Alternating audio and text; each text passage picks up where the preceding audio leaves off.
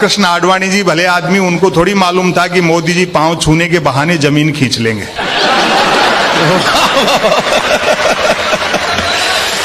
मैं क्या कहना संपत भाई, वाह वाह वाह। महापुरुषों के नाम पर मिथकों के नाम पे लड़ाया जाता है। अभी तो बीजेपी के एक बड़े नेता ने कह दिया कि बापू का आजादी के आंदोलन में कोई योगदान नहीं रहा।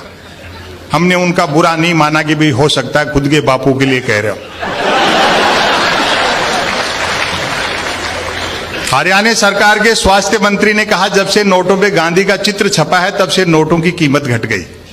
यही भारतीय प्रजातंत्र की खूबसूरती है कि शारीरिक और मानसिक रूप से बीमार आदमी भी स्वास्थ्य मंत्री बनाया जा सकता है।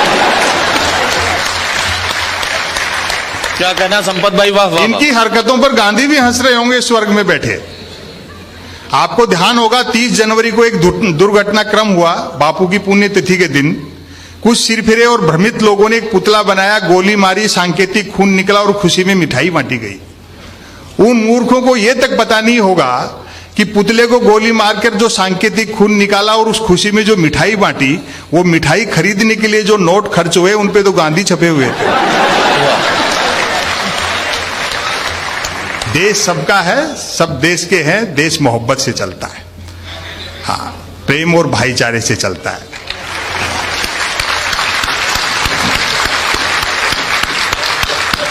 अखबार आप पढ़ते हैं, खबर देखें, उसका शीर्षक पढ़कर के ही सटायर पैदा होता है।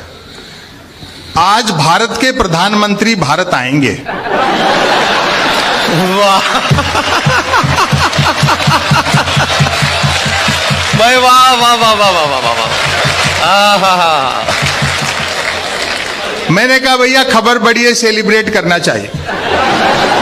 मैंने एक 7-8 साल के बच्चे को 10 रुपए दिए। मैंने कहा बेटा सामने आइसक्रीम के ठेले वाला है, 5-5 रुपए की 2 कुल्फी खा, एक ले आ, एक तू खाना, एक मैं खाऊंगा। आज भारत के प्रधानमंत्री भारत आएंगे। बच्चा गया, एक आइसक्रीम खाता हुआ लौटा, बोला अंकल उसके पास सिर्फ 10 वाली थी, आप फिर कभी खा लेना। और जो मैंने उससे पूछा आनंद इसका लें, मैंने कहा बेटा छोटी सी उम्र में इतना टैलेंट, चाय वाय बेचते हो क्या?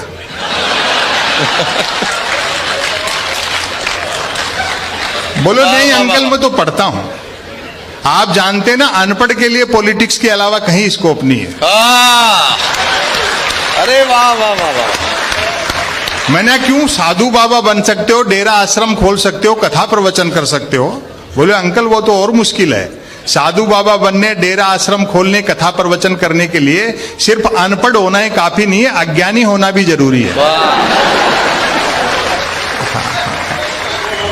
दुनिया के किसी देश में ऐसा उदाहरण नहीं मिला होगा जब वहां के प्रधानमंत्री या राष्ट्रपति की डिग्रियां प्रेस कॉन्फ्रेंस करके दिखाई गई होंगी। हालांकि मैं इससे सहमत नहीं हूं। भाई डिग्री पे क्या सवाल उठाना, जब सैटेलाइट लॉन्च होकर के अपनी कक्षा में स्थापित हो गया, धरती के चक्कर काट रहा है, फिर क्यों डिजाइन पे बहस कर रहे हो? हालांकि प्रेस कॉन्फ्रेंस करके डिग्रियां दिखाई, तब जाकर विरोधियों के मुंह बंद हुए कि हमारे प्रधानमंत्री ने न सिर्फ एमए कर रखा बल्कि बीए भी कर रखा।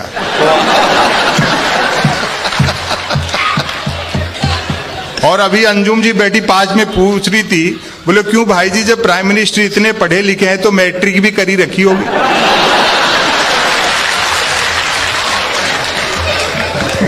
भाई वाह वाह वाह वाह। क्या कहना संपत भाई, वाह वाह वाह वाह। अच्छे दिन आएंगे जब बुलेट ट्रेन चलेगी। सुनते हैं उसका किराया भी कम होगा और वो सवारियां लेने भी घर घर जाएगी। और गुजराती दिमाग लगाया है प्रधानमंत्री ने, शिंजो आबे से बुलेट ट्रेन के लिए कर्जा भी 50 साल के लिए मांगा है। वो जानते हैं 50 साल बाद न देने वाले बचेंगे न लेने वाले बचेंगे। और बाई दी वे 50 साल बाद किसी जापानी को अपना कर्जा याद भी रह गया तो वो जैसे ही कर्जा मांगने बंबई उतरेगा, अपन उन्हीं की बुलेट ट्रेन में बैठ के अहमदाबाद निकल लेंगे। लेकिन देखो बुलेट ट्रेन चलेगी जरूर, क्योंकि उस पे शिंजो आबे ने हस्ताक्षर किए हैं और शिंजो आबे हिंदुस्तान के प्रधानमंत्री नहीं है।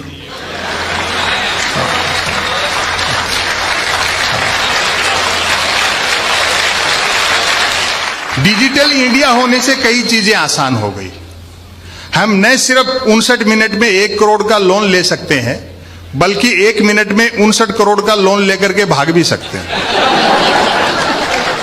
व्यापार तो इतना आसान हो गया कि कोई भी आदमी कभी भी किसी भी तरह का व्यापार कर सकता है।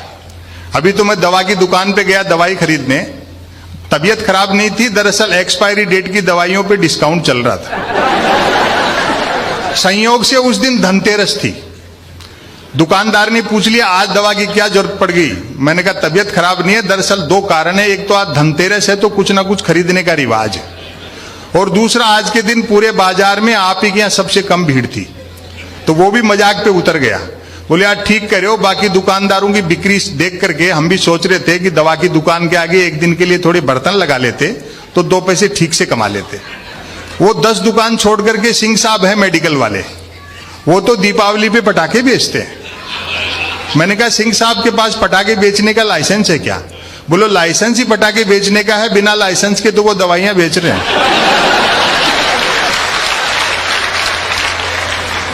कहते हैं कि साहब भ्रष्टाचार पे बड़ा अंकुश लग गया।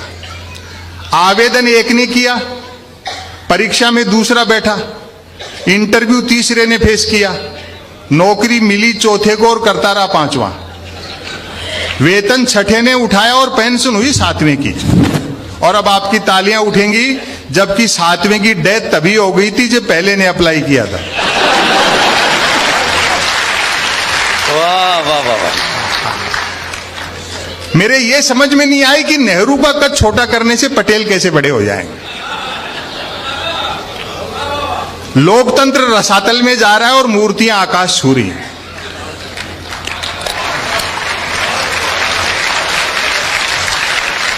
जी सरदार सरोवर के तट पे दुनिया की सबसे ऊंची मूर्ति लगाई गई सरदार पटेल की। उस सरदार सरोवर परियोजना का शिलान्यास ही पंडित जवाहरलाल नेहरू ने किया था। तो ये जो सारी चीजें हैं, ये खाली मूल मुद्दे जो हैं बेरोजगारी, महंगाई, रोटी, पेट, भूख, इनसे ध्यान हटाने के लिए किए जाते हैं। चुनाव आ रहे हैं, थोड़ा सतर्क रहना चाहिए।